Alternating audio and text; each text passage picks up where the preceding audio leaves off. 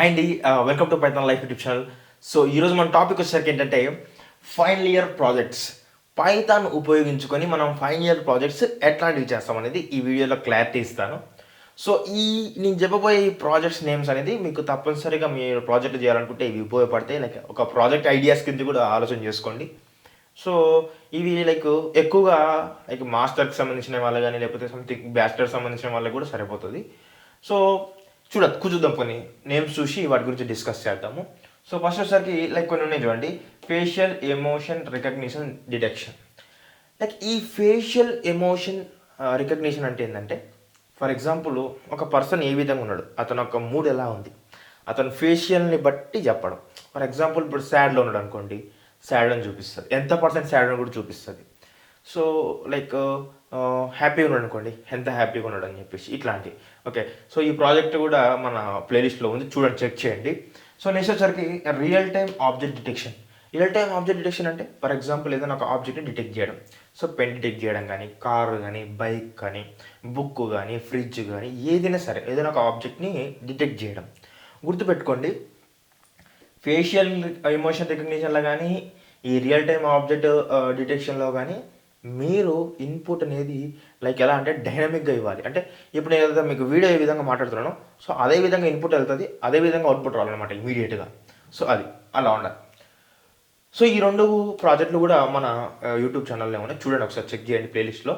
So next వచ్చరికి hospital management system. So ఈ hospital management system ఏంటంటే, ఫర్ ఎగ్జాంపుల్ మీరు హాస్పిటల్కి వెళ్తే ఎలా ఉంటుంది, ఒక పేషెంట్ ఉంటాడు, ఓకేనా, పేషెంట్ ఐడి ఉంటుంది, పేషెంట్ డీటెయిల్స్ ఉంటాయి, ఆ పేషెంట్ ఏ డాక్టర్ని అప్రోచ్ అవుతున్న ఉంటుంది, అండ్ అతని ఒక ఏ డిసీజ్ ఉందని ఉంటుంది, అండ్ అతని ఒక మెడికేషన్స్ ఉంటాయి, టోటల్ పేషెంట్ యొక్క ట్రాకింగ్ ఉంటుంది కదా. సో అట్లా హాస్పిటల్ మేనేజ్మెంట్ సిస్టంలో కూడా అప్లికేషన్లో కూడా మీరు ఇట్లనే ఒకటి యాప్ డెవలప్ చేయాలన్నమాట. సో ఇట్లా హాస్పిటల్ మేనేజ్మెంట్ సిస్టమ్తో పాటు చాలా మేనేజ్మెంట్ సిస్టమ్స్ ఉంటాయి. బస్ మేనేజ్మెంట్ ఉంటుంది, railway ticket reservation system management ఉంటుంది. సో అదేవిధంగా చూసినట్టయితే హోటల్ మేనేజ్మెంట్ ఉంటుంది, రెస్టారెంట్ మేనేజ్మెంట్ సిస్టమ్ ఉంటుంది, అదేవిధంగా మీరు చూసినట్టయితే సూపర్ మార్కెట్ ఉంటుంది, అట్లా చాలా ఉంటాయి. నెక్స్ట్ వచ్చరికి e commerce website project. E commerce website project అంటే ఫర్ ఎగ్జాంపుల్ చూడండి, ఫ్లిప్కార్ట్ కానీ ఫర్ ఎగ్జాంపుల్ తీసుకున్నట్టయితే ఈ అమెజాన్ కానీ, ఓకేనా. సో దీనిలో ఏమవుతుంది, మీరు ఏదైనా ఒక ప్రోడక్ట్ మీరు తీసుకోవడానికి క్లిక్ చేశారు అనుకోండి, సో అది కార్ట్లో వెళ్ళి పడుతుంది. సో కార్ట్లో వెళ్ళి పడితే ఇంకొక ప్రోడక్ట్ తీసుకుంటే ఆ రెండు కార్ట్లో రెండు ఉంటాయి. సో మీరు ఒకవేళ బై చేసుకోవాలనుకుంటే బై చేసుకోవచ్చు. అట్లా మీరు డీటెయిల్డ్గా ఈ కామర్స్ వెబ్సైట్ కూడా చేసుకోవచ్చు. సో ఇది కూడా అడ్వర్టైజ్ కింద చెప్పుకోవచ్చు. అండ్ ఇంకోటిసరికి IOT based projects, internet of things projects. ఏదైనా డివైస్ తీసుకొని ఆ డివైస్లో మీరు ఏదైనా డీప్ లెర్నింగ్ మోడల్స్ కానీ ఇంప్లిమెంట్ చేసి సో దాని నుంచి మీరు ఐఓటీ డివైసెస్తో కూడా మీరు ప్రాజెక్ట్ అయితే చేసుకోవచ్చు. So automated canteen ordering system.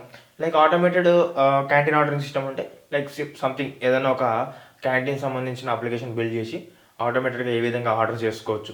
So అట్లాంటివి.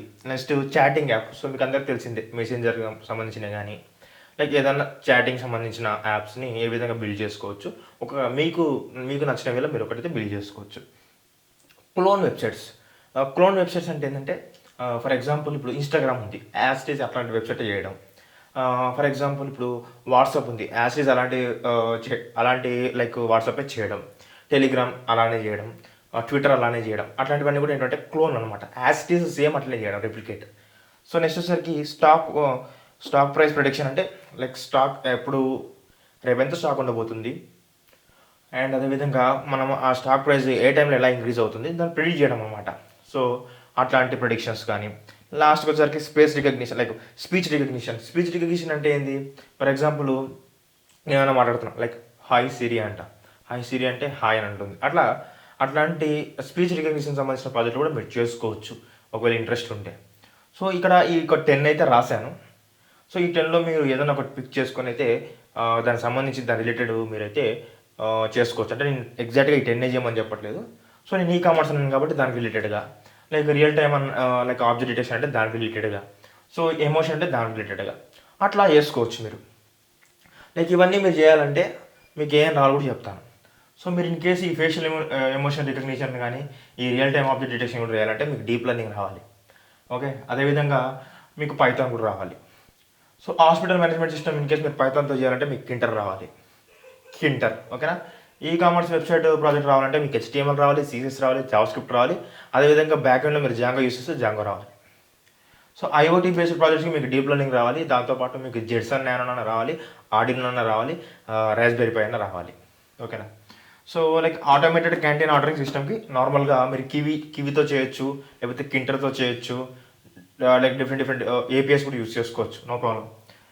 చాటింగ్ యాప్కి మీరు కివి యూస్ చేసుకోవచ్చు, లేకపోతే కింటర్ యూస్ చేసుకోవచ్చు.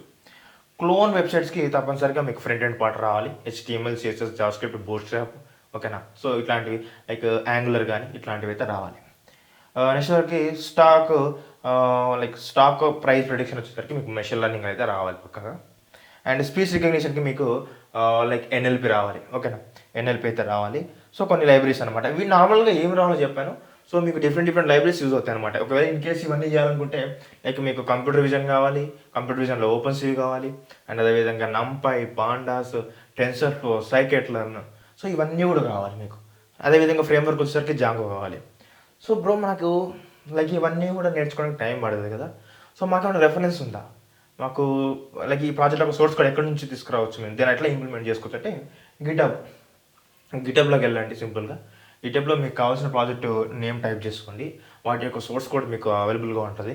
సో యాస్టీస్గా దాన్ని రెప్లికేట్ చేయకుండా నార్మల్గా అక్కడ నుంచి మీకు కావాల్సిన సోర్స్ కోడ్, మీకు కావాల్సిన లైక్ ఫంక్షన్స్ కానీ మీరు యూజ్ చేసిన లైక్ ఏమైతే యూజ్ చేయాలనుకుంటున్నారో అవి ఒక ఐడియా తెచ్చుకొని అట్లా డెవలప్ చేయడానికి ట్రై చేయండి. ఓకేనా. సో ఇది నా నుంచి అయితే ఇన్ఫర్మేషను. ఒకవేళ మీకు ఈ 10 ప్రాజెక్ట్స్ నేమ్స్ ఒకవేళ నచ్చినట్లయితే నేను లైక్ ఏం చేస్తానంటే ఇంకా కొన్ని ప్రాజెక్ట్ చెప్పడానికి ట్రై చేస్తాను. ఇన్ కేస్ మీకు నచ్చినట్టయితే కామెంట్ సెక్షన్లో లైక్ ఇంకొక వీడియో కూడా కావాలి ఇట్లాంటి ప్రాజెక్టుల పైన అని చెప్తే ఇంకొక వీడియో కూడా చేస్తాను. ఓకేనా. సో ఇది ఇన్ఫర్మేషన్. అండ్ ఇంకోటి ఏంటంటే మీరు ఎవరైనా పైథాన్ ఫ్రమ్ బేసిక్ నుంచి అడ్వాన్స్ వరకు తెలుగులో నేర్చుకోవాలనుకుంటున్నారా? సో ఇన్ కేస్ అనుకున్నట్లయితే నేనైతే నెక్స్ట్ మంత్ ఒక కొత్త బ్యాచ్ స్టార్ట్ చేస్తున్నాను, పైథాన్ బేసిక్ నుంచి అడ్వాన్స్ వరకు టోటల్గా. సో దాని యొక్క డెమో లింక్ అనేది నేను కామెంట్ బాక్స్లో ఇస్తాను. సో అక్కడికి వెళ్ళి డెమో చూడండి. డెమో చూసిన తర్వాతకి నచ్చితేనే జాయిన్ అవ్వండి. కోర్సు డీటెయిల్స్ మొత్తం కూడా కింద నేను కామెంట్ సెక్షన్లో అయితే లింక్ ఇస్తాను అనమాట. ఓకేనా. Thank you.